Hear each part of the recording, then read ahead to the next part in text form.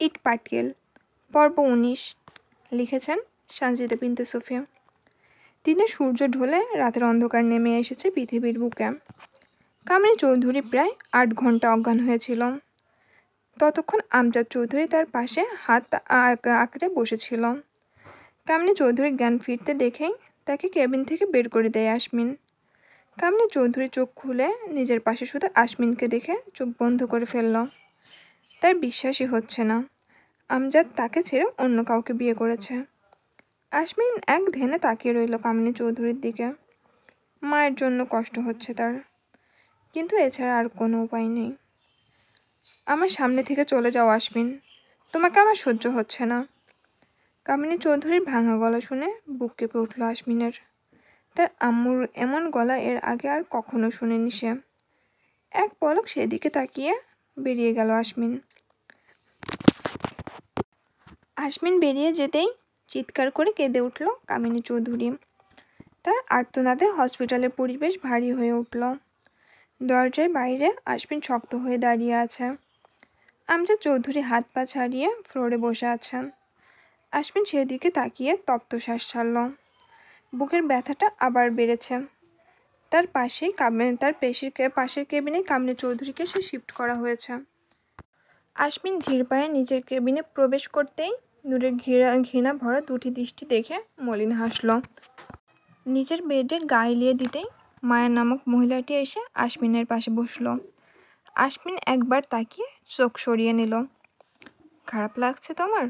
না। আসমিনের গলা স্বাভাবিক। মায়া মুচকি হাসল। আসমিনের মাথায় হাত বুলিয়ে শান্ত গলায় বলল, সব ঠিক হয়ে যাবে দেখো। নূর তীক্ষ্ণ চোখে তাকিয়ে আছে মায়া নামক মহিলার দিকে। নামের মতে মহিলার মুখটাও অসম্ভব মায়ায় ভরা। কিন্তু নূরের ভালো লাগছে না। কামিনী চৌধুরী যেমনই হোক না কেন, নূর কখনোই চায়নি তার সাথে এমন কিছু হোক। সে জানে ভালোবাসা মানুষের সাথে অন্য কাউকে দেখা কতটা যন্ত্রণাদায়ক। সে চায়নি তার শত্রুর সাথেও এমন কিছু হোক। অথচ আসমিন নিজের ছেলে হয়ে তাকে এতটা বড় কষ্ট দিল। কামিনী চৌধুরীর কান্নার আওয়াজ এখনো শোনা যাচ্ছে। বুক কেঁপে উঠল নূরের। আসমিন চোখ বন্ধ করে শুয়ে আছে। মায়া নামক মহিলা তার মাথায় হাত বুলিয়ে দিচ্ছে। রাগে ঘৃণায় অসহ্য হয়ে উঠল নূর। অমি! চিৎকার করে বলল নূর। হন্তদন্ত পায়ে দৌড়ে এলো অমি। আসমিনও চোখে খুলে তাকিয়েছে। নূর আসমিনের দিকে ঘৃণা ভরা দৃষ্টিতে তাকিয়ে অমিকে বলল, আমি এক্ষুনি বাসায় যাব। আমি সব ব্যবস্থা করো। এক্ষুনি মানে এক্ষুনি। আসমিন কিছু বলল না। অমি মাথা নাড়িয়ে চলে গেল। নূর বেড থেকে নেমে আসমিনের দিকে তাকালো, ঘৃণা নিয়ে বলল, জানি না কেন আপনি এমনটা করলেন। কারণ যাই হোক না কেন, আমার আপনার প্রতি ঘৃণা হচ্ছে। আপনার দিকে তাকালে গা গুলিয়ে আসছে। আপনার মতো ছেলে যেন কারোর ঘরে না হয় সেই দোয়াই করি। আসছি, বিদায়। নূর বেরিয়ে যেতেই চোখ খুলল আসমিন। মায়া কাতর চোখে তাকিয়ে আছে তার দিকে। আসমিন সেদিকে তাকিয়ে হালকা হাসার চেষ্টা করল। আমজাদ চৌধুরী একইভাবে বসে আছে। কামিনী চৌধুরী এতক্ষণ কাঁদলেও এখন একেবারে শান্ত হয়ে গিয়েছেন। ঝড় আসার আগে পরিবেশ যেভাবে শান্ত হয়ে যায়, কামিনী চৌধুরী সেভাবে শান্ত হয়ে গেছে। বেড থেকে নেমে বেরিয়ে এলো কামিনী চৌধুরী। আমজাদ চৌধুরী দাঁড়িয়ে আছে তার ক্যাবিনের দরজার সামনে। তার পেছনে মায়া নামক মহিলা দাঁড়িয়ে। কামিনী চৌধুরী ধীর পায়ে হেঁটে আমজাদ চৌধুরীর সামনে দাঁড়ালো। আমজাদ চৌধুরী তার দিকে তাকাচ্ছে না, নিচের দিকে তাকিয়ে আছে সে। আমি হয়তো খারাপ, তবে তোমাকে ভালোবাসার ক্ষেত্রে আমি সম্পূর্ণ সৎ ছিলাম আমজাদ। নিজের সবটা দিয়ে ভালোবেসেছি তোমাকে। তবে আজ কেন আমাকে এই দিনটা দেখতে হলো? আমাকে এভাবে ভাঙলে আমজাদ? তুমি আজ সেই কামিনী চৌধুরীকে মেরে ফেলেছ যে তোমাকে নিজের থেকেও বেশি ভালোবাসত। আজ থেকে এই কামিনী চৌধুরীর না কোনো স্বামী আছে, না কোনো ছেলে। তোমার নতুন বিবাহিত জীবন সুখের হোক। তুমি সবসময় আমার কাছে প্রিয় ছিলে, তাই তোমার খারাপ চাইতে আমি পারলাম না। ভালো থেকো। কামিনী চৌধুরী উল্টে ঘুরে নিতে যেতেই আমজাদ চৌধুরী অস্থির হয়ে পর্দা আগলে ধরল তার। ব্যগ্র গলায় বলল, কোথায় যাচ্ছ? তুমি অসুস্থ কামিনী, বাসায় চলো, রেস্ট নিতে হবে তোমাকে। কামিনী চৌধুরী হাসল, বিদ্যুপের গলায় বলল, দেখো কাণ্ড, অশোক নিজেই বলে আমাকে সারাও। ভালো মজা করতে শিখেছো তুমি আমজাদ। যাই হোক, পথ ছাড়ো, ডিভোর্স লেটার সময় মতো পেয়ে যাবে। আমজাদ চৌধুরী অবাক চোখে তাকালো কামিনী চৌধুরীর দিকে। চোখ দুটো ছলছল করছে তার। কাঁপা কাঁপা গলায় বললেন, ডিভোর্স?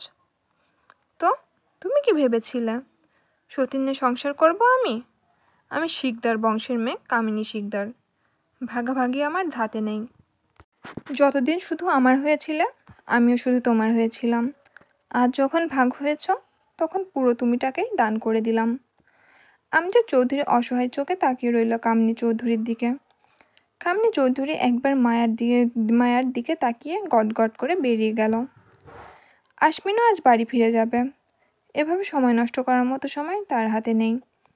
সানভি সমস্ত ফর্মালিটি পূরণ করে এসেছে।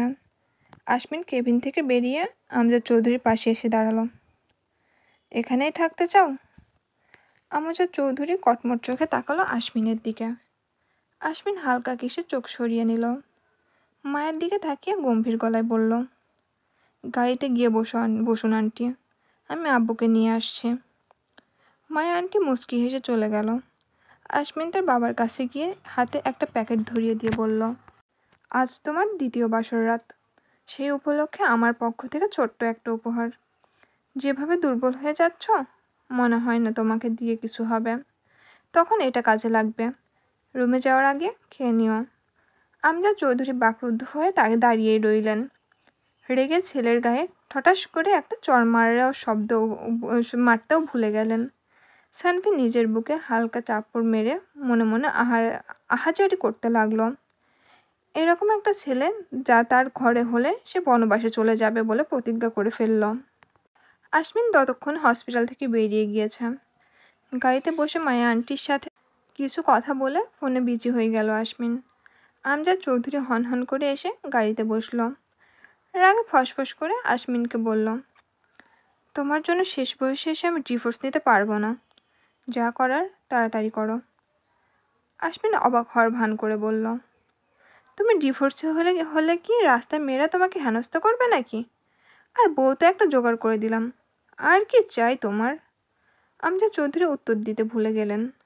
রাগ গিলে ফেলে চোখ বন্ধ করে মাথা ছিটে এলিয়ে দিলেন। সানভি ড্রাইভ করতে করতে আমজাদ চৌধুরীর দিকে অসহায় চোখে একবার তাকালো। আহা, বেচারা। নূর বাসায় আসার কয়েক ঘন্টা পরেই আশমিন বাসায় এসে উপস্থিত হলো। আমজাদ চৌধুরীর সমস্ত জিনিস নতুন রুমে শিফট করা হয়ে গিয়েছে এর মধ্যেই।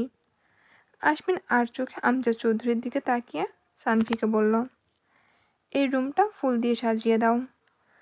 বাবার বাসরে যেন কোনো প্রকার ত্রুটি না থাকে। আগেরবার না জানি কিভাবে কি হয়েছে, আমি থাকলে সব কিছু পারফেক্ট হতো। এবার তাই সব পারফেক্টলি করবে। আমজাদ চৌধুরী সহ সবাই হতভম্ব হয়ে তাকিয়ে রইল। আগেরবার থাকলে পারফেক্ট হতো মানে? কামিনী চৌধুরী নিজের রুমে বসে সব শুনে মুচকি হাসল। বিড়বিড় করে বলল, তুমি আমার পেট থেকে হয়েছ, আমি তোমার পেট থেকে হয়নি। লেটস দ্য গেম বিগিন বেটা। আশমিন সরাসরি নূরের রুমে ঢুকলো।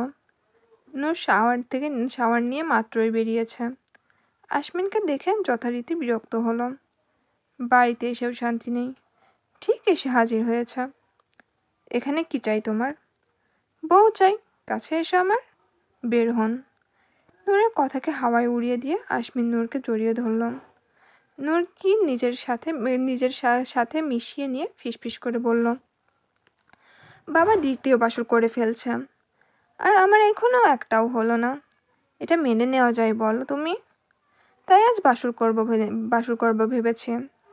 বাবা তোমাকে ননদ দেওয়ার আগে আমি তাকে নাতি দিয়ে চমকে দিব, না হলে নাক কাটা যাবে যে। এত হ্যান্ডসাম লুক বৃথা হয়ে যাবে বউ। নূর ক্লান্ত চোখে তাকালো আশমিনের দিকে। আশমিনকে আর কিছু বলতে ইচ্ছা হচ্ছে না তার এখন ঘুম দরকার। নূর হালকা হেসে নিজেকে ছাড়িয়ে নিল আশমিনের কাছ থেকে। এক গ্লাস পানি আশমিনের দিকে এগিয়ে দিয়ে শান্ত গলায় বলল, পানি খেয়ে নিন, এরপর ঠান্ডা মাথায় কথা বলবো আমরা। আশমিন ভুরু কুচকে তাকালো নূরের দিকে। মনে সন্দেহ হলো, মুখে কিছু বলল না, চুপচাপ খেয়ে নিল পানি।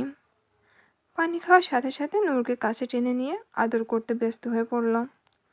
কয়েক মিনিট যাওয়ার পরেও যখন আশমিন ঘুমিয়ে পড়ল না, তখন নূর অস্থির হয়ে পড়ল আশমিনের কাছ থেকে ছোটার জন্য। নূরের সারা গায়ে নিজের দেওয়া চিহ্ন এঁকে দিয়েই বিজয়ের হাসি হাসল আশমিন। ব্যথার চোখ থেকে পানি পড়ছে নূরের।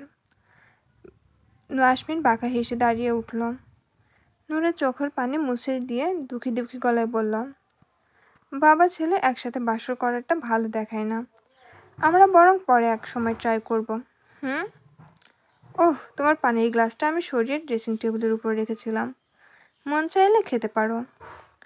নূর কটমট চোখে তাকলো আশমিনের দিকে।